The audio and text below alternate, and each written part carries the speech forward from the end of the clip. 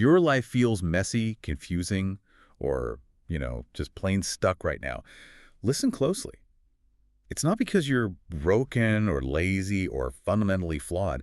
It's because no one ever sat you down and taught you the operating manual, the actual blueprint for a stable, thriving life. And today, we're going to give it to you. Yeah, we're moving past all the motivational fluff and really getting into the weeds, into the systems of transformation. We've synthesized everything from high-performance coaching models to behavioral science to answer one foundational question. Well, what's that question? What does it really take for someone to fix their life? Okay, because most people, I think, assume fixing your life is about hitting some external milestone, Yeah. Big bonus check or suddenly having limitless motivation. But the sources we reviewed, they challenge that idea immediately. Oh, completely. They tell us you can win the lottery tomorrow, and if your internal system is broken, you'll just end up with more money and the exact same problems. Right. Exactly. The core truth, the philosophical foundation of this whole deep dive is this: life isn't fixed, it's built. Built. I like that. Think of your life as a really complex system, like a customized feedback loop. And systems, they create predictable outcomes.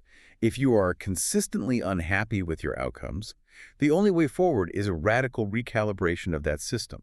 So chasing external results is just.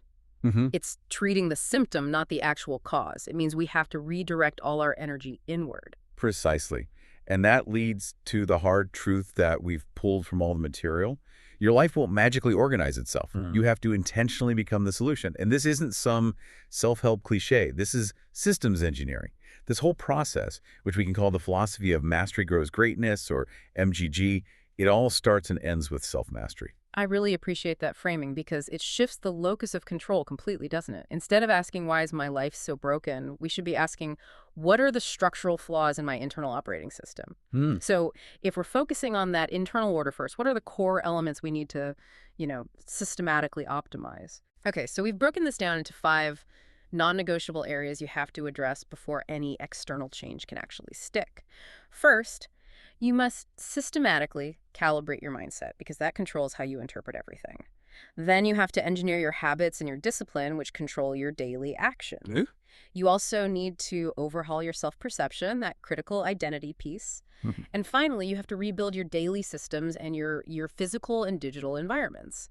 Internal order is the precondition for any external success. That distinction, internal order first, is so vital and makes me wonder, if the fix is so structured, why do so many highly intelligent, motivated people still hit these walls? Why do lives just feel stuck or fall apart, even when we kind of know what we should be doing? Yeah, and the sources are great on this because they move past vague ideas like laziness and they identify genuine systemic obstacles.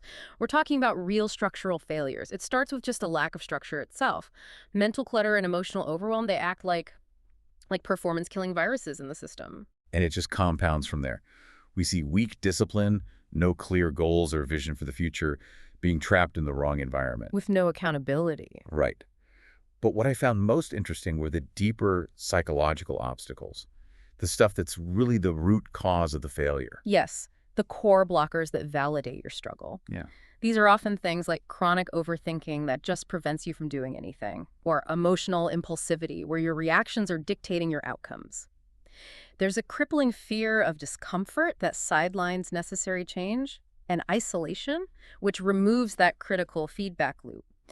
But the central issue underlying all of it, it's the absence of a real interlocking system to guide the change. So if you're constantly just reacting to the world, you're a passenger. You're not driving. You're not driving. And if you're operating without a strategy, you're just leaving everything to chance.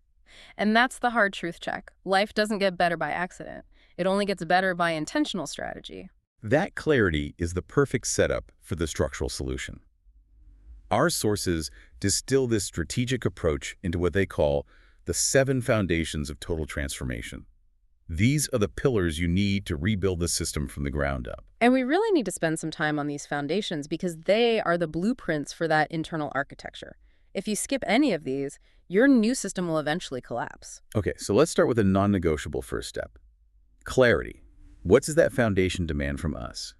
Clarity is the GPS for your system. It requires 2 things. First, aggressively defining who you want to become, your future identity. And second, conducting a totally honest audit of your current life. If you operate without clarity, your energy is just diffuse. It's spread thin across 50 things and nothing ever gets mastered. You have to know the destination to figure out the route. Exactly. Which brings us to how you power the journey. That engine has to be discipline. And discipline isn't punishment. It's just the daily enforcement of the boundaries you set for yourself during that clarity phase. It's all about energy management. We so often overestimate the power of motivation, which is fleeting, and we underestimate the power of these tiny daily choices, which compound. Discipline ensures that when the feeling fades, the action continues. That's the whole game. Can you give us an actionable example of that enforcement? Uh-huh. Because discipline can feel like this huge, massive internal war. It shouldn't be a war. It should just be a simple rule. For example, choose one discipline boundary. Let's say enforcing a hard 10:00 p.m. cutoff for screens, or always planning your top 3 priorities before you even look at your email. The discipline is just the commitment to enforce that daily, even when it's uncomfortable. And the small wins build the engine's capacity. Which moves us directly to identity, which I think is where so many systems fail. People try to build a life system for a person they don't actually believe they are. Yes, that is such a critical psychological component. It is. You cannot logically or psychologically outgrow the person you fundamentally believe you are. If you see yourself as a disorganized procrastinator, your system will reflect that no matter how many goal lists you make. You have to commit to becoming the type of person who naturally executes the required system. So it's not about achieving a goal. It's about shifting the internal belief that makes achieving that goal. Well, inevitable. How do we do that? It's done through identity-based habits. The core technique is to ask yourself, what would the person I want to be do right now? And then you just do that small thing. This reinforces the new self-concept and it chips away at the old one. We have to remember, you cannot fix your life with the same self-perception that broke it. Wow. Okay, so once that internal belief starts to shift, you have to make sure your surroundings actually support the change. Yeah. Which brings us to the profound impact of environment. Your environment determines your default behavior, period. This is where we get into the concept of nudge architecture. You don't rely on willpower. You design your world so that the good choice is the easy choice. And we have to break this down into 4 environments. Okay, walk us through them. So first, your physical environment, your home, your office.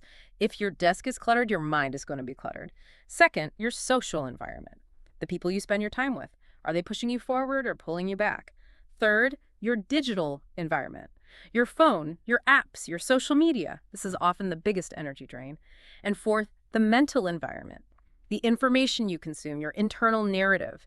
Each of these is either actively building or actively breaking your system. The actionable step there just has to be ruthless removal, right? Yeah. Like I'm following that one feed on social media, it just dramatically reduces the friction. Absolutely. Design the path of least resistance for positive behavior, which leads us straight into the next foundation. Systems and consistency. We need to focus on repeatable processes, not just short-term effort. And this is the practical failure point for so many people.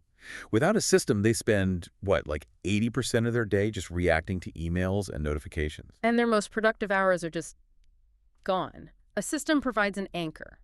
A really core practical example is just planning your next day. Every single night, for 5 minutes, define your non-negotiable actions for the next day.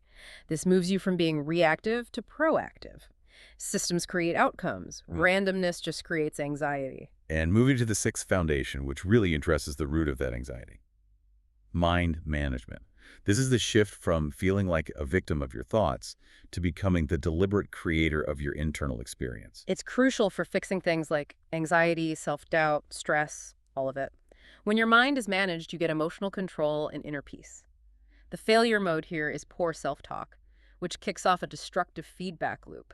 So can we get specific? What's the mechanism? What do we do when that internal voice starts its negative story? We need a concrete action. So when that poor self-talk starts, you use a thought interruption technique. For instance, you acknowledge the thought. You say, I notice I'm telling myself I can't do this. Then you question it. Is this factually true, or is it just a feeling? And then you actively reframe it. I may not be able to do this perfectly, but I can take the next single step. That little cognitive reframing exercise breaks the neurological loop of self-destruction. That makes the abstract idea of positive thinking into a real, actionable skill. And finally, the 7th foundation is consistency. Consistency is the domino effect. It's what turns effort into mastery. Small daily improvements applied continuously always win against massive, sporadic bursts of motivation. You fix life by just showing up. Okay, so we've covered the 7 theoretical frameworks. Now let's pivot from theory to operational reality. People need a clear, non-overwhelming blueprint for rebuilding. Yes. We take those foundations and we translate them into 9 manageable steps that anyone can start today. This removes that feeling of being overwhelmed. Walk us through the blueprint. 1. Audit your life honestly. Where are you wasting time, money, energy? 2. Define who you want to become. That's the identity work. 3. Create a daily structure. Anchor your days. 4. Remove distractions. Aggressively upgrade your environments. Okay, and the next action steps?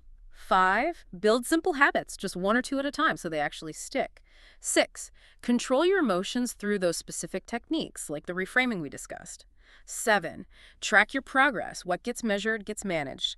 8. Learn constantly. Your system needs upgrades. And 9. Stay disciplined even when you don't feel like it, because feelings follow action, not the other way around. That list of 9 steps takes those 7 abstract foundations and turns them into a daily checklist. It really removes the mystery from the whole process. And critically, this entire blueprint relies on one final major psychological shift: embracing responsibility. This isn't about blaming yourself for the past. It's about empowering yourself for the future. That's the crucial realization, isn't it?